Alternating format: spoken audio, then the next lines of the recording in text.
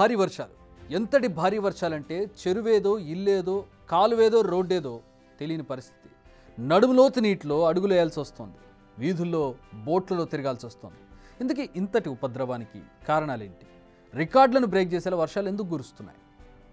వర్షాకాలం వర్షాలు కురవకపోతే ఎండలు దంచి కొడతాయా అని అనుకోవద్దు. ఈసారి కురిసింది మామూలు వర్షాలు కాదు. మామూలుగా అయితే వర్షపాతం ఒక 20 సెంటీమీటర్లు దాటితే అతి భారీ వర్షం కింద లెక్క. మళ్ళీ చెబుతున్నాను, భారీ వర్షం కాదు, అతి భారీ వర్షం. 1989లో గన్నవరంలో 21.2 సెంటీమీటర్ల వర్షపాతం కురిసింది. అదే ఇప్పటి వరకు రికార్డు. ఆ తర్వాత విజయవాడ, గుంటూరు ఏరియాల్లో ఎప్పుడూ అంతటి వాన పడలేదు. కానీ ఇప్పుడు రికార్డు బద్దలైంది. విజయవాడ పరిసరాల్లో ఏకంగా 32.3 సెంటీమీటర్లు, ఐ రిపీట్ 32.3 సెంటీమీటర్ల వర్షపాతం కురిసింది. తిరువూరు, అమరావతిలో 26 సెంటీమీటర్ల వర్షపాతం నమోదైంది. ఏకంగా 62 ప్రాంతాల్లో 11 నుంచి 20 సెంటీమీటర్ల వర్షపాతం కురిసింది. ఇవేవి నార్మల్ నెంబర్స్ కాదు.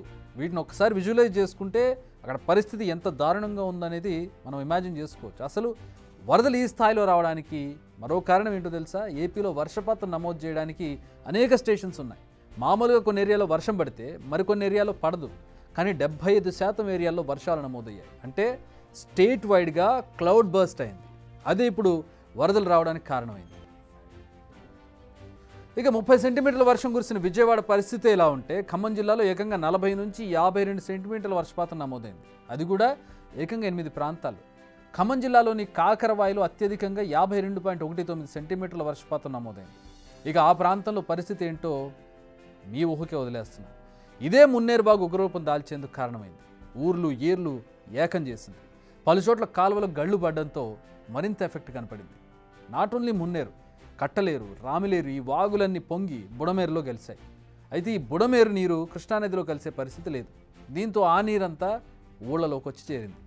తెలంగాణలో 20 జిల్లాల్లో 20 సెంటీమీటర్లకు పైగా వర్షపాతం నమోదైంది. కంపారిటివ్లీ అంటే ఏపీతో పోల్చుకుంటే తక్కువే. కానీ ఇక్కడ కూడా ఒక స్థాయిలో భారీ వర్షం అని చెప్పాలి. ఇక వర్షాకాలం వానలు పడడం నార్మలే. కానీ ఈ స్థాయిలో ఎందుకు కురుస్తున్నాయనేదే ఇప్పుడు మనం ప్రశ్నించుకోవాలి. కొత్త రికార్డులు ఎందుకు నమోదవుతున్నాయి? క్లౌడ్ బర్స్ట్లు కంటిన్యూస్గా ఎందుకు జరుగుతున్నాయి? ఎన్నడూ చూడని ఉపద్రవాలు ఎందుకు చూడాల్సి వస్తుంది? దీనికి అంతటికీ కారణం వాతావరణంలో వస్తున్న మార్పులు అంటున్నారు పర్యావరణవేత్తలు. నిజానికి 1901 నుంచి 1910 మధ్య ఉన్న ఎన్వైర్న్మెంట్ 2011 తర్వాత ఉన్న ఎన్వైర్న్మెంట్కు చాలా డిఫరెన్స్ ఉన్నాయి. అప్పటికిప్పటికి చాలా మార్పు వచ్చింది. టెంపరేచర్ 0.65 డిగ్రీలు పెరిగింది.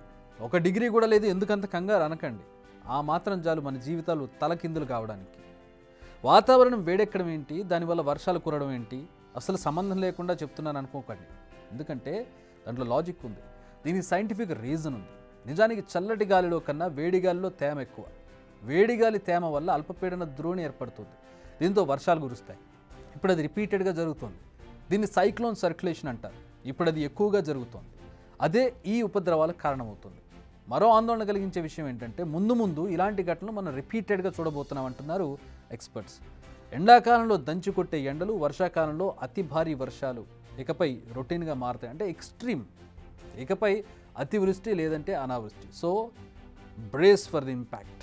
అంటే మనం చూసింది కొంచెమే, ఒక ట్రైలర్. చూడాల్సింది ఇంకా చాలా ఉంది. అసలు సినిమా ముందుంది. రానున్న ముప్పును ఎదుర్కోవడానికి సిద్ధంగా ఉండండి. తిలా పాపం తలా పిడికడ పంచుకోవడానికి రెడీ అవ్వండి. బిగ్ టీవీ అవుట్లుక్ కథనాలు నచ్చితే వెంటనే బిగ్ టీవీ ఛానల్ ను సబ్స్క్రైబ్ చేయండి.